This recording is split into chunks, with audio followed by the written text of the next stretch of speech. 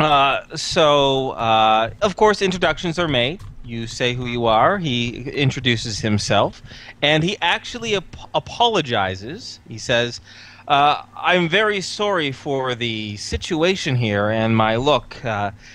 There's been a bad turn here at New Laszlo, and I'm just very glad you've arrived. If anything the people here need, it's to be reminded that there's, joy in life and not just misery." Uh, Al would look at him and say, "Of course. Were there very many injured?" And his small smile fades, and he says, "Yes, at least 30 people were injured, and 14 were dead. It was a pretty large explosion, I'm afraid, and I'm very lucky that I actually made it alive." How long ago was this? It was 3 days ago. Is everyone well tended to? Do you need help as far as doctors go? I can offer my services, of course. It's much appreciated, but we have a fine hospital and additionally magic healers as well.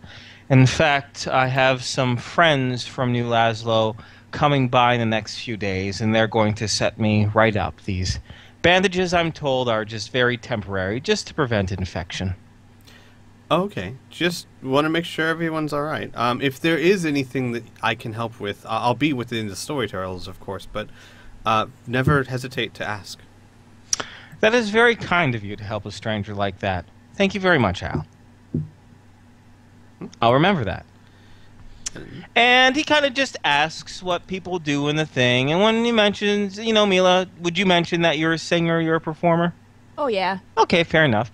He makes a note that he looks forward to.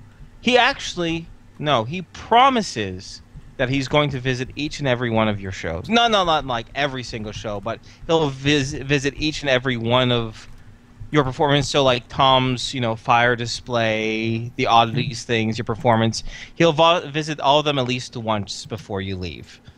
So, Ah, yeah. that's lovely. Mm-hmm. So with that, by the way, fantastic picture of Pamela there. Thank you. Anna. Thank you. So with that, things have died down here a little bit. Zoe stays to kind of negotiate the terms and the payment of the tickets and who can attend and everything like that. But honestly, the meeting doesn't even last like a half hour at this point when everyone, for the most part, is ferried away and you're back to continue to go back and set up. Now, I have a few other scenes here in mind, and the next one won't really click in until kind of the later afternoon when Alicia will approach you guys with a small favor, actually, she's going to be asking, but not for her, but for Zoe. But is there anything in particular you guys want to do? Of course, the firebrand, Burn, is going to want to go over some, your next performance and everything like that. Kind of go through a few of the routines, but things are still setting up. There's going to take maybe about 2 days for things to get set up before the performances are in full swing. So you do have some time. So is there anything in particular you guys want to do in the, well, let's say about 6 hours or so? Al is probably going to go track down Maverick. Hang on, I have her name written down somewhere. The other medic. Kennedy. Kennedy, yes, Kennedy. And just like let everyone in the party know, I'm going to track down Kennedy. I'm going to start getting with her on our medical stuff. I'll be back this evening or something. Okay. Patrick is actually going to pull aside Tom. Hey, I've just been in a bit of thought.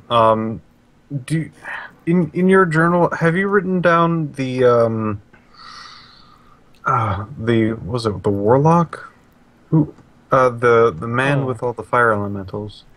Veer, yeah, or Vul. Vul, that was his name. I'm gonna open up my journal and flip over.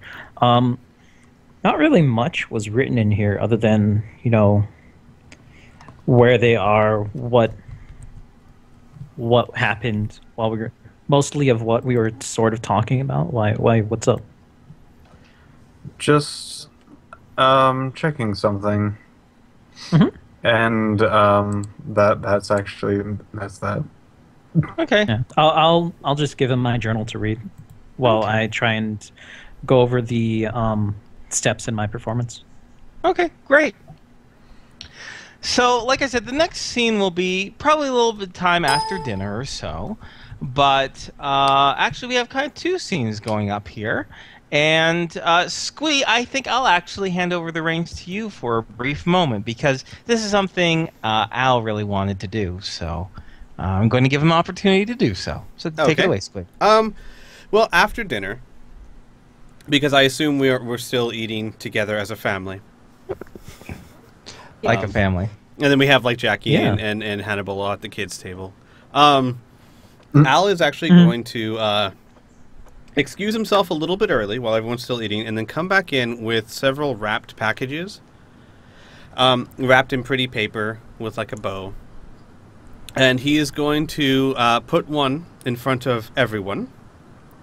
Ooh. And then he is going to say, after he places them in front of everyone, he's going to say, look, recently, that whole mess with Nathan and everything that we had to go through, I've been feeling rather bad about it because I didn't become friends with you guys so that I could drag you through my own personal problems, and it caused great hardship for you guys, and for that I'm really sorry. And I've been trying to think of a way to show my appreciation for everything you did, because the truth of the matter is, without your help, I would be under his thumb.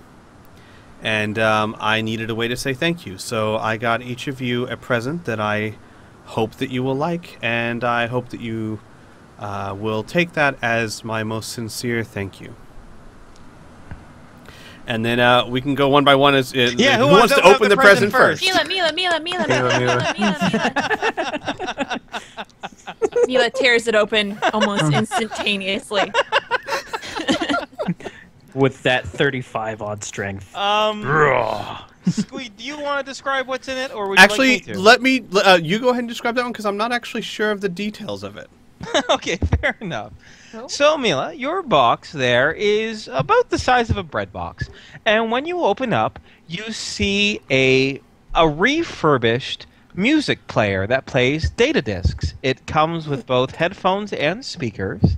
And there are 7 different types of music, not really CDs, but they're music data discs that play with that.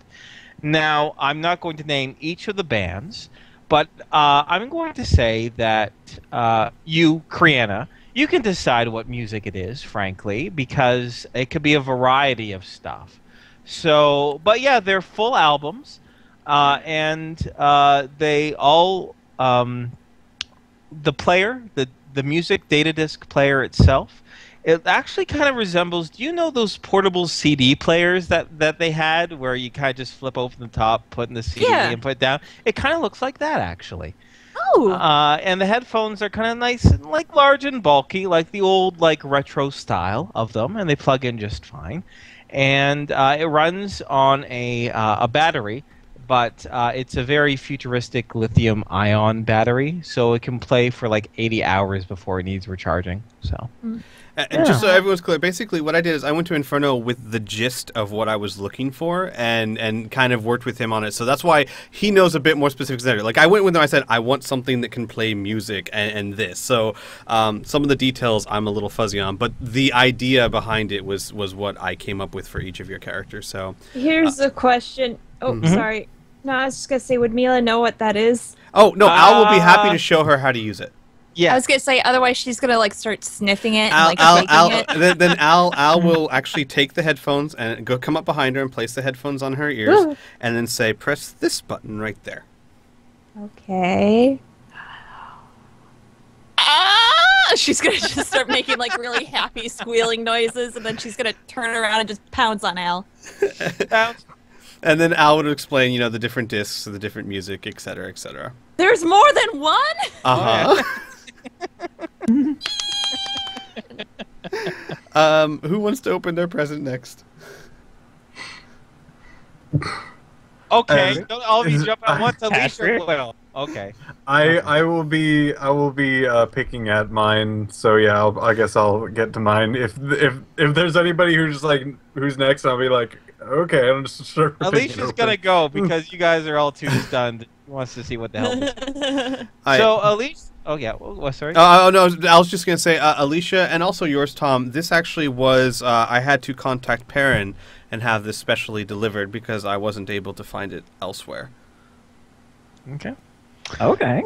Tom Alicia kind of scrunches up a little bit, and she opens it up, and it's this seal metallic case that's quite long actually. It's about 3 feet long and 2 feet wide.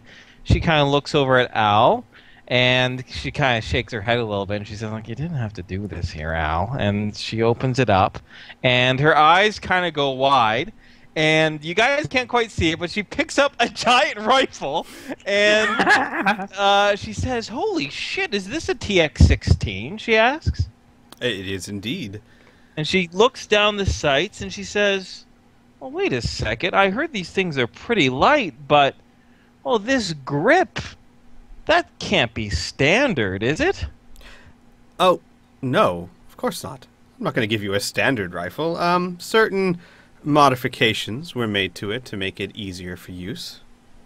Oh, shit. She says, and she's kind of speechless there for a second. And I would just say, there's not a lot of things I know, but I do know my guns. She's like, you're damn straight. She's like, this must have cost a small fortune.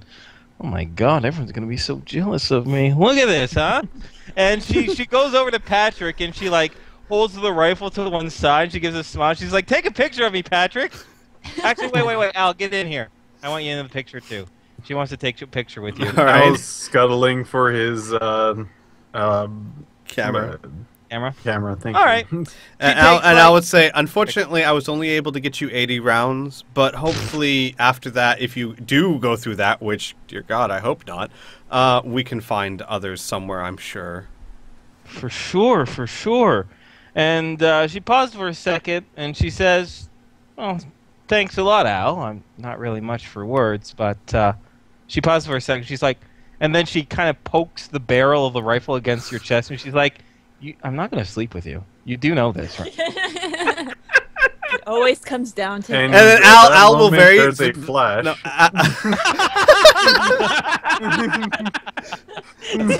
the Al will very obviously and sarcastically say, well, no, hang on. No, okay, fine. Give the rifle back.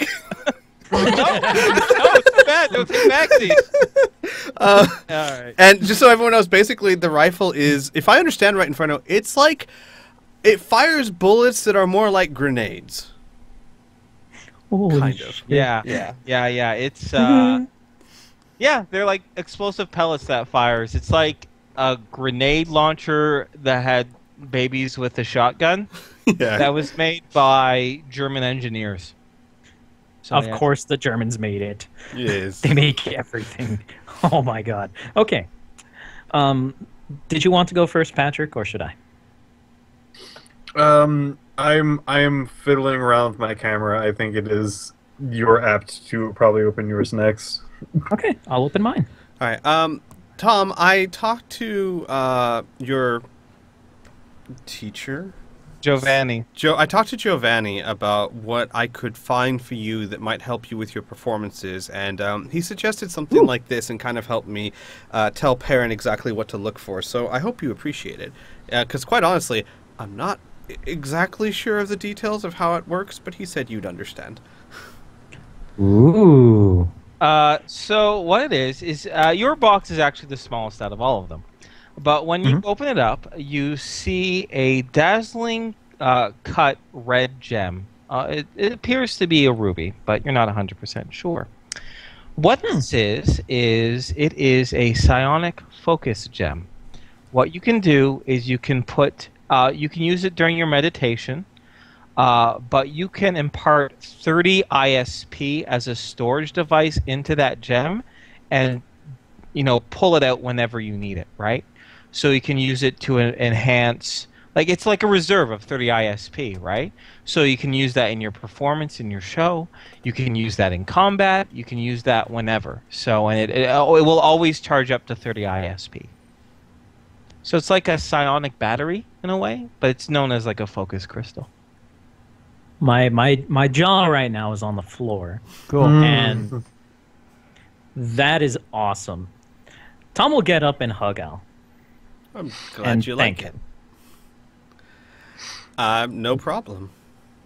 I hope it's helpful. And to not have everyone waiting, he's going to rip out the hole that he was making with his finger. I think Al might have to explain this one a little bit. I believe, and in front of us, I'm wrong. His package is more like an envelope. Yeah, closer to that. Yes, yes. And Al would be like, so I was trying to think of what to get you, Patrick, and I came across in the city a gigantic public library of sorts. And I went inside the library, and I found out that they had a VIP section of the library that only had limited access, but also had a lot more of their more valuable information. And from what I was told by the nice librarian there, they had information on all sorts of rare DBs and maps of ancient ruins and all kinds of those kind of information that the normal public doesn't really get to access. And I managed to finagle a VIP access for you. So while you're here in Laszlo, you should have free access to that section of the library. Yeah, and in the envelope is just this simple black card that has stenciled in New Laszlo Library VIP on it. So, and some data, banks and chips on the back of it. But yeah, it's flipping it back and forth, and he just sits back and just looks like he's looking at the ceiling, but that's not what he's looking at. He's looks like he's scanning the ceiling, like he's reading it. Fair enough. And he's going to be at that for a good minute. I think I'd be as lost as Al. Patrick? I have no idea what you're doing. Are you okay? Yeah, I'm good. Oh, thank you. Like, almost just doesn't even look at you. He's kind of like looking at the ground to the side and just gives you a hug. Aww. Anytime, big guy. So after dinner, after all this, was there any other role playing that you guys wanted to do real quick? I don't think so. I'm not on my end. I gave him the gifts and yeah, we're said good. my piece. Okay. Finishing off the light tome. I think he's going to be curious enough to see when he has time to actually go into the library. Okay, you'll definitely have quite a bit of time. Although right after dinner, after this little gift giving, little moment here, Alicia does mention that you asked her a little while ago to keep an eye out if there was anything you could do to help any member of the Endless Storytellers, in particular Zoe, since she's been most affected by the recent hijinks in Innisfail. Mm-hmm. And Alicia mentions that she was going to impart a job off for the guards to do, but Alicia convinced or asked Zoe to actually talk to you guys first to see if you're willing to actually do it. Alicia mentions it's a very small favor, but you asked me to keep my ear out for anything, and this might be an opportunity for you. Of course. What can we help with? Well, you'll have to talk to Zoe in particular about all the details. But she mentioned she'd be free sometime tonight, actually. So, if you like, we can probably mosey on over there and find out ourselves. Sure. Everyone else? Okay. Yeah, that sounds good to Mila me. has music blasting in She does. What? We'll just take Mila by the shoulders and direct her where she needs to go. Okay. She'll come with. Okay. So, all right. So you go see Zoe, and she once again takes you into the main trailer, into the more office area. She sits you all down there, and she she looks over to Alicia, and Zoe kind of has a bit of a, not really a sheepish look on her, but a kind of well, I don't know if this is your thing, but we'll find out. And Zoe says that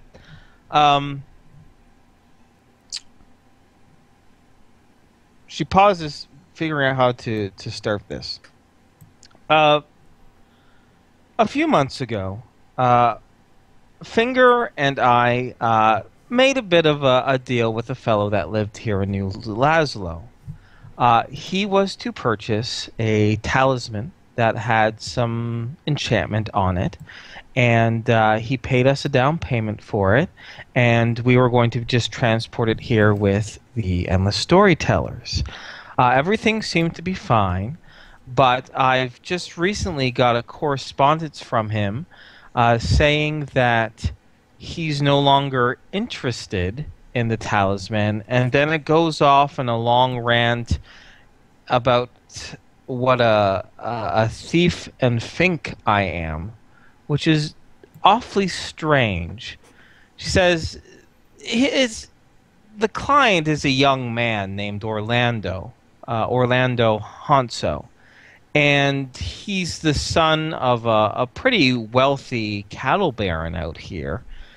And everything seemed on the up and up, but this correspondence here, and she kind of just sends you over the note. She says, this doesn't sound like him at all. And considering he's already paid 40,000 credits already, I was wondering if you could just go over to his place and see if we can't salvage the deal. If he's upset with me for some reason, that's fine. I don't have to be there. I don't need to be there. But we can make 100,000 credits off this thing, and I'd hate to just, first of all, take his money, not give him what was already agreed upon, or worse of all, just lose a sale completely. Would you be able to do that for me? I don't have any problem with that, of course. Okay. I was going to have some of the other folks around here, and Alicia mentioned that this might be in your wheelhouse. This might be something that you'd be interested in. She says, I don't mean to take you away from, your setup and everything like that, but I figured after what you did for Pamel and Max over with that whole incident a couple days ago, I figured, you guys are trustworthy enough for this thing. Of course. If it's a simple matter of finding out what's going on and see if we can salvage it, a little bit of diplomacy is not at all beyond our want and our ability to help. Okay, fair enough. She kind of looks around. Everyone's fine with this, yeah? Yeah. Okay. Okay. Well, thanks. Thanks a lot. She says, and she goes to the back there. She has a few safes there, and she opens it up, and she takes out. It's just a very small silver talisman, with an octagon as the actual talisman part on it. And on one side, it seems like there's an etching of a bull, and on the other side, there seems to be an etching of a cheetah on it. And she says, well, this is the item in question. If you can get him to pay the rest of the 60,000 credits, that's great. I'm willing to, if he's upset about the price, bring it down, to 40,000 credits, so he only has to pay 40,000. Sorry, brings it down so he only has to pay 40,000 credits. Give him like a 20% discount if that's going to make him happy. But it's really weird. Some of the stuff he says, it's kind of aggressive. Just he's normally just a meek, cattle baron's kid. I don't know what's up with him. Well, we'll find out one way or the other. Okay. Okie dokie. Well, Zoe is able to direct you to where his home is. So that's easy enough to do. And for those of you who have Streetwise, it will even make it easier to navigate the winding New Laszlo streets. Of course, you guys don't have to do it this very second, but I'll leave your next action up to you folks. Oh boy. Let's see. We've just been tasked to. I know. I gave you a lot of shit. I don't. Yeah. Choices. So, I guess while we're walking there, I'd be like, so this should be simple enough. We just talk to him and find out what he's so angry about and see what we can do to help. Yeah. Yeah, that sounds like it. I What? look over.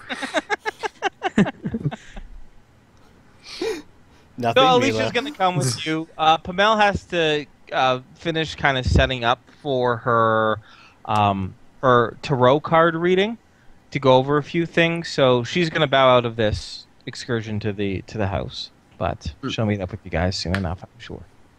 Cool. Oh, okay. Okay. So, but you guys you're heading towards the house right now, yeah? Yes. Yes. Okay. Yes. Well then, give me 2 seconds. I might as well just move this map over to the manor. Mhm. Not really much of a manor. And I have to change something. So you Chun can chun. see it. Okay. Chum chum chum chum chum chum chum chum chum chum chum. Nope, that's the temple. You were already there. There you go. So feel free to drag your person, your token, over to the road there. Mm-hmm. Okay. Do you guys need me to do that, or do you want? I Do you don't- guys I want? don't- yeah, where I don't know are our how to. tokens? You go under characters. Oh, I know how to do that. Oh. I just didn't know and we you had can those. Okay. drag it. Yeah. Dun, I dun, can't. dun. We're under characters just are. Oh, I'm already here. Yeah, you're hi. here. I put you. I made you. Giant me. You're You so created big. me. I I'm so birthed you. big. The music made you grow. So you're able to be directed to this. It's called a manor, but it's not really quite. So I'm just trying to resize everyone so they're And to just skip. so we're clear, this is still within the safe zone of the city, right? Oh yeah, yep, yeah. This is within the safe zone of the city, so no weapons, but you have that talisman and all this other stuff. You shouldn't need weapons though, so it's no big deal. Yes, that's what I said when we entered the temple. You never said we didn't need any weapons. When No, you but, entered. but That it would have been seemed funny if I did. It's fine. Liar. We have weapons. I'm the Okay. weapon. It's fine. Oh God. Okay. I will pick Tom up and throw him at whatever. No, that's not what I meant. Okay.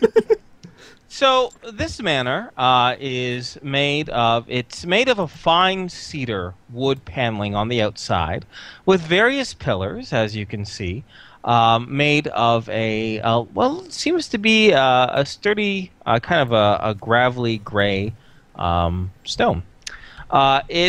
Now, the gardens outside there, the bushes and flowers, a lot of them have either been overgrown or just straight out dead. It doesn't look like kind of the gardens in the front of this building have been kept up in quite a few weeks. A sturdy wooden double doors is at the entrance with some 3 stone steps leading to it. Cool. Patrick is definitely not going to be leading nothing because he does not want to try to negotiate with somebody about dealings. Mila's just dancing in place. Okay. Unless there's objections, I guess I'll try talking to him. No, Alicia shakes her head. No objections here. Yeah. Patrick sheepishly shakes his head no. Actually, I'm Tom. I was gonna say, Tom, if you want to give it a go, I can be your wingman. I'm not You're that great taking- at talking. Okay. I'll go though. Then you be my ringman. Yes. Are- Your ringman? Are we, My ringman. Wingman. Wingman. There you go.